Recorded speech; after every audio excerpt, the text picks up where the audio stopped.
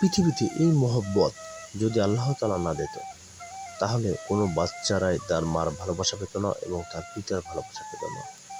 So আল্লাহ মহান, সে সব কিছু বোঝেন এবং তা বুঝেই সে পর্যবেক্ষণ করেন। তিনি এই দুনিয়াটা কত সুন্দর করে বানিয়েছেন এবং অনেক সুন্দর। চারদিকে সবুজ ঘাস, সেই ঘাস তারা খায় এবং সেখান থেকে আল্লাহ পাক এই গরুর মাধ্যমে খাঁটি গরুর দুধ দেয়। এই বাছুর খায়, তারপরও কিন্তু অতিরিক্ত দুধ থাকে এবং তা সংগ্রহ করে কিন্তু যে গরু পালে সে কিন্তু এগুলো বিক্রি করে এবং নিজেরা খায়। এবং এই গরুর দুধ কিন্তু খুবই পুষ্টিকর বন্ধুরা। সো যারা আমার ভিডিও সবসময় দেখেন তারা অবশ্যই আমার চ্যানেলটি সাবস্ক্রাইব করে পাশে থাকবেন।